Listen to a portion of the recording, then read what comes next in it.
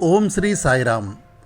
Professor Shiv Mohan Lal was head of the Department of Philosophy in Osmania University, Hyderabad. He first heard about Bhagwan from one of his colleagues in Osmania University, but he did not show any interest in Maharshi as he had earlier seen a number of fake sadhus. Later, an article appeared in the daily newspaper Hindu on Bhagwan's life and teachings along with this photograph. Again, the same colleague drew Professor Lal's attention to the article, but Professor Lal remained unmoved. That day, in the evening, when he came home and was going to have his bath, he was amazed to see Bhagwan in the bathroom in the same posture as he had seen in the photograph in the Hindu newspaper. He got thrilled and his joy knew no bounds. All his earlier doubts vanished and he was irrevocably drawn towards Bhagwan. Professor Lal told about this vision to Swami Chinmayananda, who advised him to go to Tiruvannamalai and have Bhagwan's darshan. Accordingly, Professor Lal made his first visit to the ashram in 1938. Subsequently, his every visit had its own marvels. He used to sit as near as possible to Bhagwan with eyes closed, while tears trickled down his cheeks.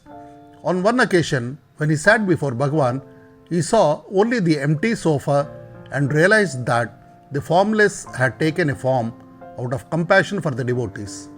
One winter morning, Professor Lal took a nice shawl for Bhagwan and sent it to Maharshi through one of his attendants, as Bhagwan rarely accepted any expensive gifts. It was a pleasant surprise for the professor when he saw Bhagwan in his seat wrapped in that shawl. One day, when Professor Lal got up very early for Giri Pradakshina, it was raining. Still, he decided to stick to his schedule and went to Bhagwan to inform him about it. Bhagwan nodded, saying, Yes, despite the rain. As Professor Lal reached the ashram gate, he was surprised to find a person standing there with an umbrella for him. All the way around the holy hill, he was thinking about Bhagwan's consideration for his devotees. Another case of Bhagwan's uncanny ability to be aware of the needs of his devotees occurred when a lady devotee had to return all alone to Kottagudem. Bhagwan asked Professor Lal to accompany her on his way back to Hyderabad and to assist her on the way. She reached home safely and happily. On one of his visits, Professor Lal gave some amount to the Sarvadhikari for obtaining a photograph of Bhagwan. When he went next, Professor Lal stretched his hands eagerly for receiving the photo from the divine hands. Bhagwan with a gracious smile said, Why? And gave the photo to Mrs. Chandrani Lal. The photo, which contains a sloka underneath written by Bhagwan himself, is still now at Sri Ramanakendram, Hyderabad. Bhagwan, considering Professor Lal's proficiency in Urdu, told him to consider translating Who Am I into Urdu. The professor did so and took copies of the translated book to the ashram on his next visit.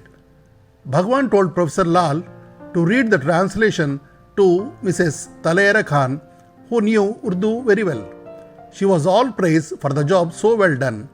Subsequently, Bhagwan asked the professor to translate the Maharshi's Gospel into Urdu, which he did very well.